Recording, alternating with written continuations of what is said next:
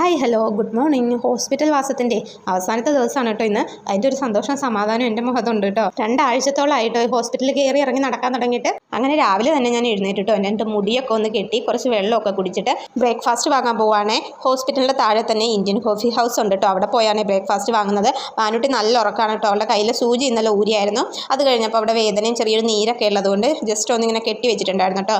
അങ്ങനെ ഞങ്ങൾ 2ാമത്തെ നിലയിലായിരുന്നു. അവിടെ നിന്ന് ലിഫ്റ്റിൽ നേരെ താഴത്തേക്ക് വന്നേ. സത്യം പറയാലോ ആദ്യമൊക്കെ എനിക്ക് ഒറ്റയ്ക്ക് ലിഫ്റ്റിൽ കയറാനൊക്കെ പേടിയായിരുന്നു കേട്ടോ. ഇത് എവിടെ പോയി ഇറങ്ങും എന്നതായിരുന്നു എൻ്റെ ടെൻഷൻ. പക്ഷേ ഇപ്പോൾ അതൊക്കെ പഠിച്ചു കേട്ടോ. ഈ ഹോസ്പിറ്റൽ ജീവിതം കൊണ്ട് അങ്ങനെ ചില ഗുണങ്ങളൊക്കെ ഉണ്ടായി. അങ്ങനെ റൂമിലേക്ക് തിരിച്ചു വന്നു കേട്ടോ. ഇടിയപ്പം കടലക്കറിയാണ് മേടിച്ചത്. പെട്ടെന്ന് തന്നെ ബാനുട്ടിനെ വിളിച്ചെണീപ്പിച്ച് കുളിപ്പിച്ചു. അതിനിടയ്ക്ക് ഞാനും കുളിച്ചു കേട്ടോ. എന്നിട്ട് ബാനുട്ടിക്ക് ബ്രേക്ക്ഫാസ്റ്റ് കൊടുക്കുവാണ്. നേരത്തെ പോലെ തന്നെ ഭക്ഷണം കഴിക്കാൻ നമുക്ക് ഇപ്പോഴും മടിയാണ് കേട്ടോ. അതിന് മാറ്റമൊന്നും വന്നിട്ടില്ല. അസുഖം മാറിയെങ്കിലും ഈ ശീലം അതുപോലെ തന്നെ ഉണ്ട് കേട്ടോ.